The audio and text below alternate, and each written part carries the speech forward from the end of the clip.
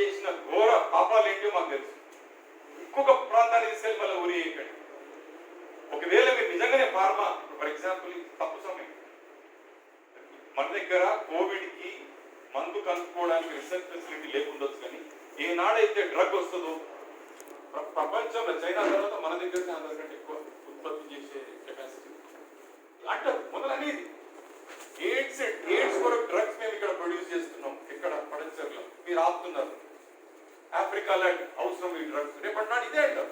కోవిడ్కి అవసరం ఉన్న డ్రగ్స్ మేము ఫార్మాసిటీలో పెట్టి ఎంత తొందరగా చేయగలిగి ఉత్పత్తి పెంచి ఫారెన్ ఎక్స్చేంజ్ చేద్దామన్న మీరు అందరూ అడ్డుపడుతున్నారు.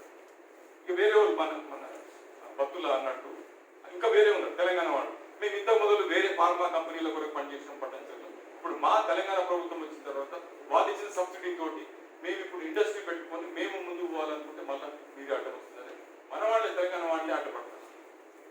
ఎన్నో సమస్యలు ఉన్నాయి ఇట్లా. కానీ ఒక ప్రాంతాన్ని మనం మొత్తం చెడగొట్టినప్పుడు ఏం చేస్తారో మీరు ఉత్పత్తి ఆల్రెడీ ఉన్న ఇండస్ట్రీస్ ని మీరు చేసుకోండి. 200 ఫార్మా యూనిట్స్ ఉండేవి, ఈ రోజు 200 లేవు, ఏ 60-70. ఆ 60-70 కూడా 7 మంది వరకే పనిచేస్తారు. అక్కడ ఉన్నాయి మేజర్ ఇండస్ట్రీస్. 90% మార్కెట్ ప్రొడక్షన్ 60-70 మంది చేస్తుండొచ్చు, కానీ వాళ్ళందరూ కూడా పెద్దవాళ్ళకి ఇస్తారు. పెద్దవాళ్ళు 7 మంది. అక్కడ ఎన్నో తప్పులు ఉన్నాయి. ఫర్ ఎగ్జాంపుల్ ఇంత ముందు భక్తుల ప్రైమ్ మినిస్టర్ పేరు తీసుకున్నాడు. అరే నంబర్ 1 పొల్యూటర్ నువ్వు.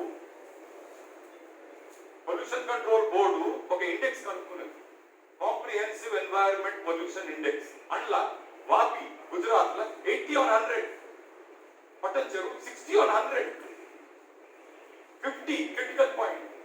50 దాటితే అక్కడ కొత్త ఇండస్ట్రీ రావద్దు. పోతూ పోతూ కిరణ్ కుమార్ రెడ్డి అది ఎత్తిపోయాడు. మేము కొట్లాడి 96 నుంచి అక్కడ కొత్త ఇండస్ట్రీ రావద్దు, ఉన్న ఇండస్ట్రీ కెపాసిటీ పెంచదు అని ఒక బ్యాన్ ఉంది. ఆ బ్యాన్ లిఫ్ట్ చేసుకుంటూ పోయినాడు. అడ్వకేట్ జనరల్ అక్కడ పొల్యూషన్ లేదని రిపోర్ట్ ఇచ్చినాడు. మరి అన్ఫార్చునేట్ ఏంటంటే ఏదైనా రిపోర్ట్ ఇచ్చుకోవచ్చు, దొంగ డాక్యుమెంట్స్ చేసుకోవచ్చు. 100 ఎకరాలు ట్రాన్స్ఫర్ అయిపోయింది, తర్వాత దానికి రెస్పాన్సిబిలిటీ లేదు. ఒక పర్జరీ లానే లేదు. తప్పు స్టేట్మెంట్ ఇచ్చి అడ్వకేట్ జనరల్ తప్పు స్టేట్మెంట్, అడ్వకేట్ జనరల్ రిపోర్ట్ మీద కిరణ్ కుమార్ రెడ్డి ఆర్డర్ పాస్ చేశాడు. ఇద్దరు రెస్పాన్సిబుల్ కాదు. మరి ఎట్లా ఇక్కడ అవుతుంది? అందుకొరకే ముచ్చర్లాల ఈ ఫార్మాసిటీ రావద్దు. మీరు ఎక్కడెక్కడైతే పెట్టిండ్రో పట్టంచెరువులో మీరు పెట్టిన దగ్గరనే మీరు మళ్ళీ అక్కడనే సరిదిద్దుకొని మీరు అక్కడ 22 గ్రామాలు, మీరు 14 గ్రామాలు అంటున్నారు.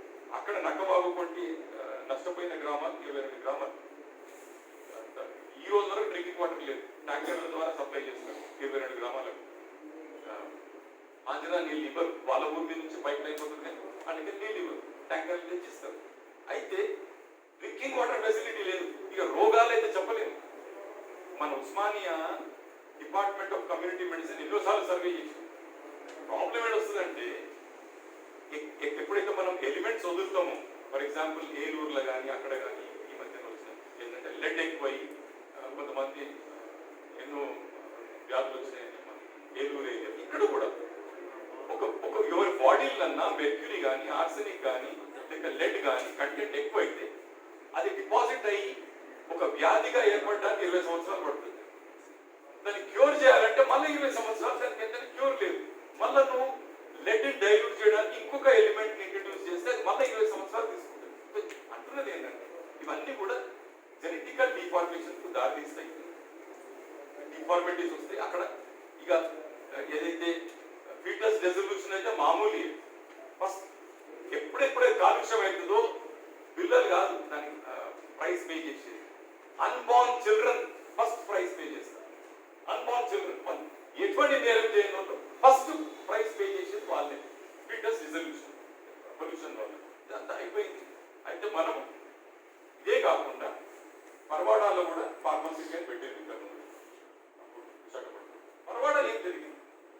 ఎక్కువ తక్కువ మాట్లాడకుండా నేను ఏమంటున్నాను, జస్టిస్ చంద్రకుమార్ గారు వాళ్ళు అనుమతిస్తే వారు నేను కావాలంటే ఫస్ట్ వారము 10 రోజుల టైం తీసుకొని ఒక కాంప్రిహెన్సివ్ రిపోర్ట్ అక్కడ జరిగింది ఏంటి, ముచ్చర్లో జరగబోయేది, ముచ్చర్లో ఎందుకు ఆపాలి, పట్టంచెరువులో మేము 30 ఫస్ట్ అది ఎన్నో కేసులు జరిగింది అనేది అంత దాని తర్వాత స్పెషల్ కోర్టు ఏర్పడింది. ఇప్పుడు 2009లో ఏర్పడింది ఈ national green right.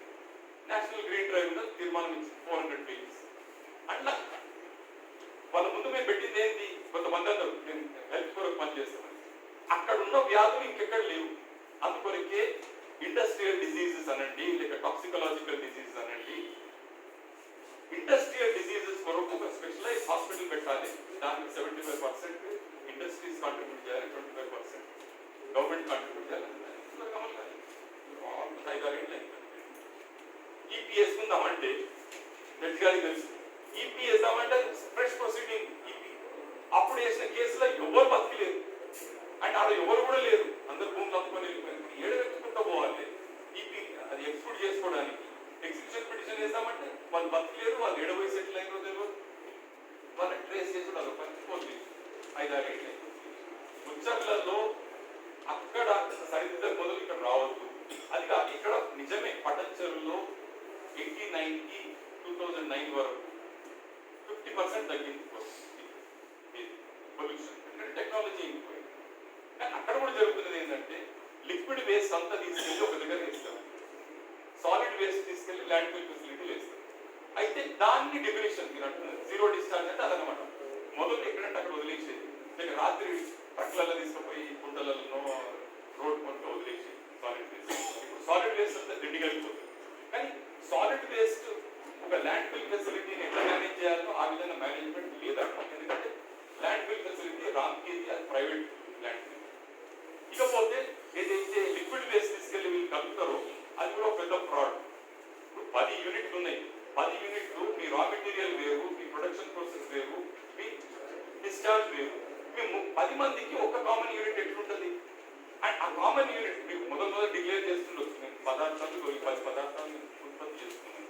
Market change అయిన కొద్ది నువ్వు చేంజ్ చేస్తుంటావు. ఆ మధ్య మేము అడిగినాం వాళ్ళు, ఎవరైనా ఇక్కడ మీరు పెద్ద పెద్దగా మాట్లాడుతున్నారు, ఎయిడ్స్ కొరకు మీరు తయారు చేస్తున్నారు, ఒకవేళ నేను చూపిస్తే మీరు వైగ్రా తయారు చేస్తారని చూపిస్తే కొన్ని యూనిట్ చూపెట్టాం. సెక్షువల్ స్టిమ్యులేషన్ కొరకు టాబ్లెట్ తయారు చేస్తున్నారు, అట్లా 1 కిలో వైగ్రా తయారు చేసి 500 కిలో అన్డిస్పోజబుల్ వేస్ట్ ఇస్తారు. ప్రపంచంలో టెక్నాలజీ లేదు అది డిస్పోజ్ చేయడానికి. 1 కిలోకి 500.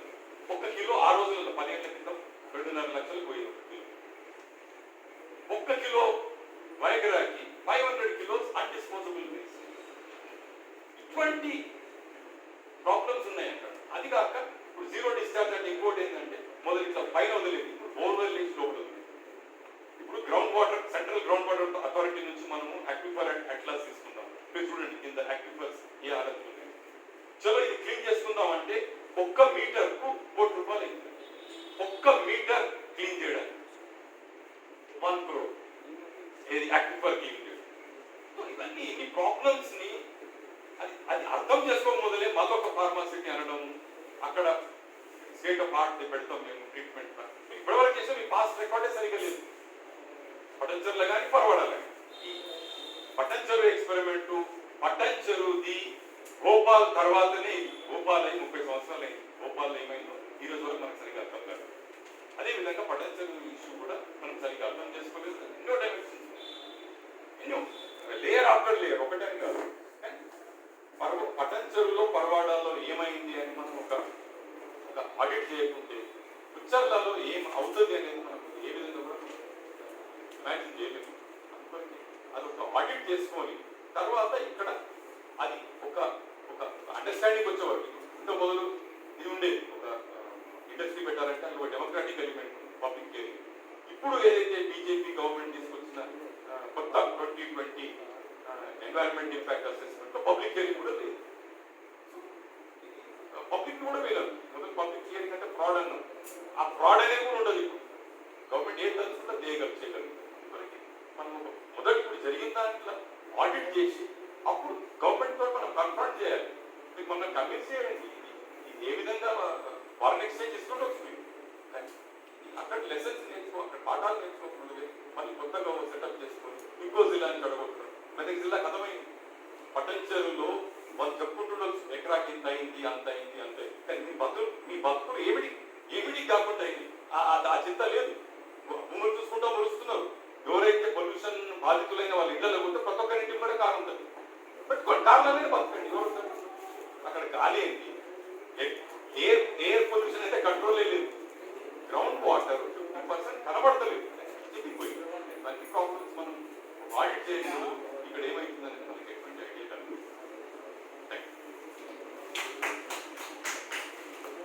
Thank you sir.